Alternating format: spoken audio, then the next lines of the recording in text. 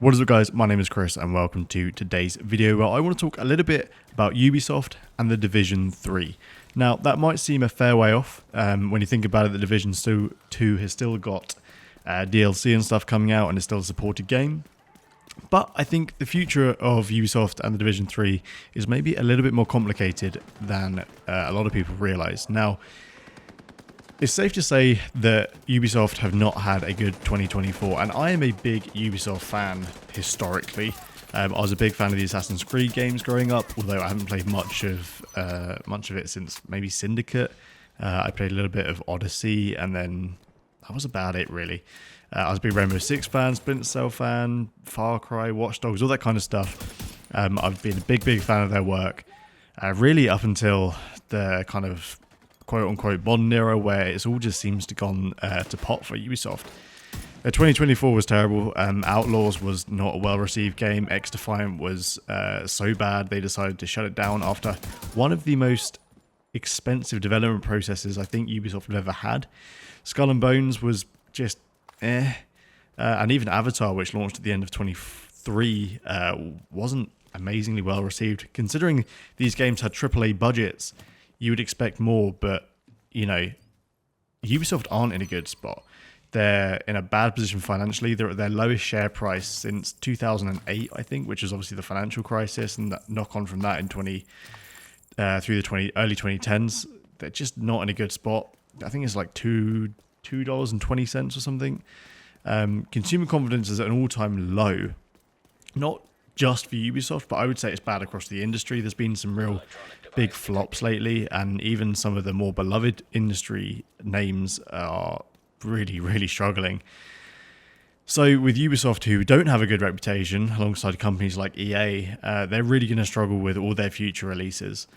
AC Shadows has obviously just been delayed again for another 2 months. That was meant to release originally in the later part of 2024 and now is looking like March 25. Now, like most people, I think delays are actually a good thing. That means they're worried about the game being received well, which is, you know, more than they can be said for a lot of their games. But if they're still delaying it this late in the game, kind of makes you think, you know, are they just polishing or are they rushing to get the last little bit done to get it in a shippable state? Hopefully it's the former and they're just polishing because they want this to be a good release, because they want to start building that consumer confidence. But man, really doesn't give you that much faith in Ubisoft.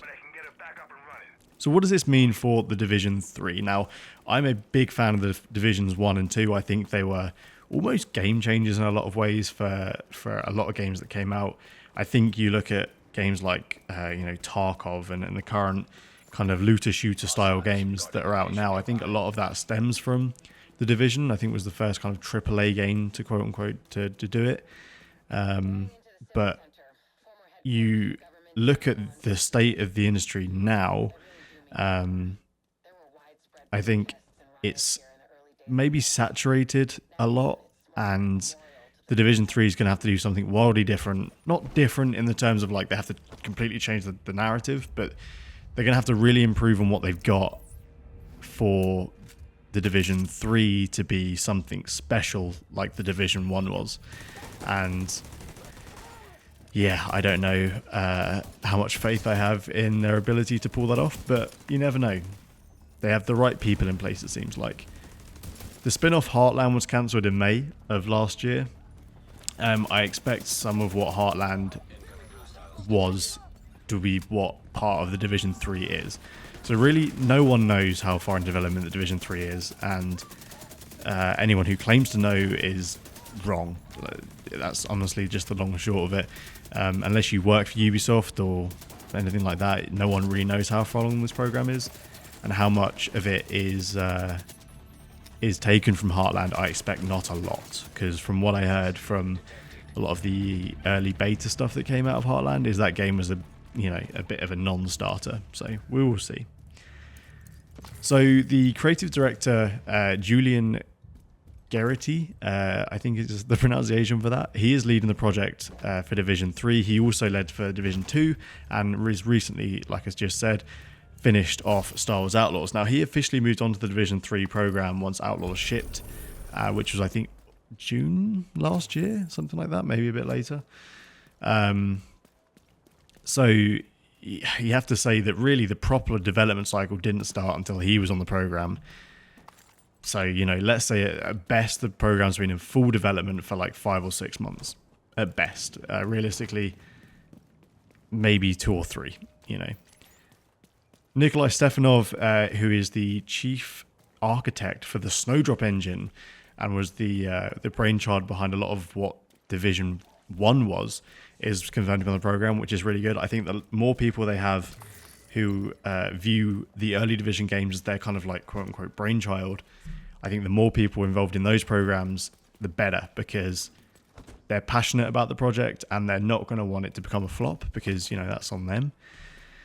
So, fingers crossed that all these people being in those right spots are good for the program. So the Division 3, like I said, has been confirmed officially by Ubisoft and Massive. Job listings are up. There's a page on the Massive website. So 100% this is a program that's in development now. That's super exciting. And there are a few people I've seen speculating that the Division 3 won't be almost a AAA program like the Division 1 and 2 were. And I think that's crazy to think that. I think you look at how key the Division 1 and 2 were as being part of the Ubisoft portfolio. There is no way that the Division 3 doesn't also become a key figurehead of that portfolio, the same way that Far Cry is, the same way that Assassin's Creed is, and arguably the Division is one of the more consumer confidence inducing titles. You look at Assassin's Creed, they've had a ropey few game releases.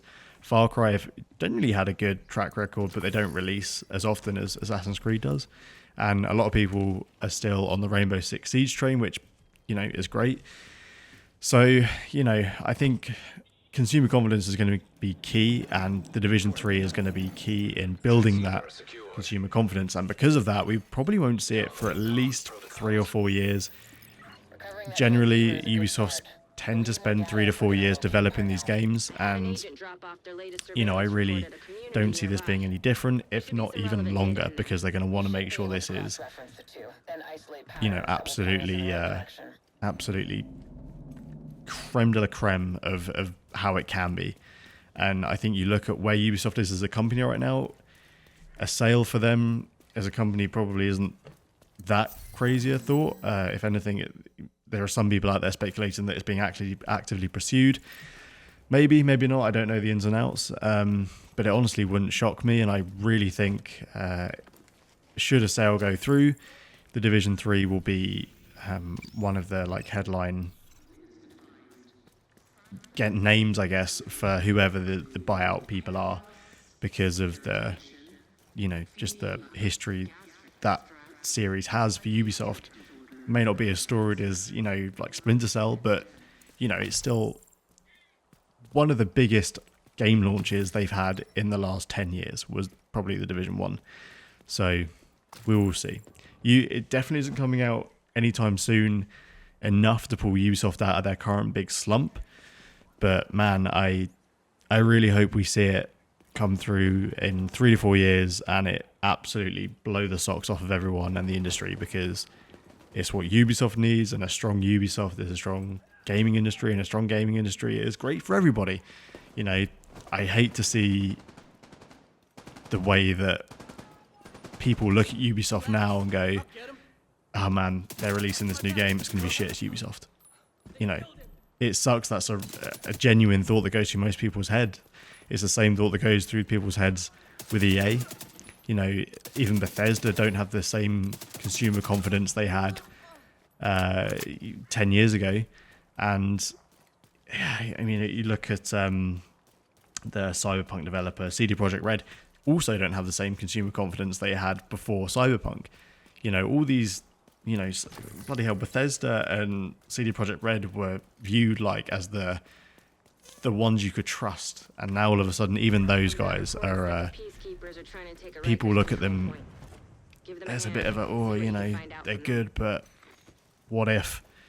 So yeah, I know I keep saying it, but consumer confidence is the buzzword for the Division 3 and its development, and Ubisoft in general. And I think the complicated future of Ubisoft goes hand in hand with a very complicated future for whatever the Division 3 becomes. So yeah, this has been more of a speculative video than I maybe initially planned it to be. There isn't that much facts out. Like I said, I'm a big fan of the Division 1 and 2, and you know, there's still games I pick up every now and again, or the Division 2 is at least. And I look forward to seeing what they should have in the future. And there's a new Ghost Recon game supposedly coming out this year, maybe.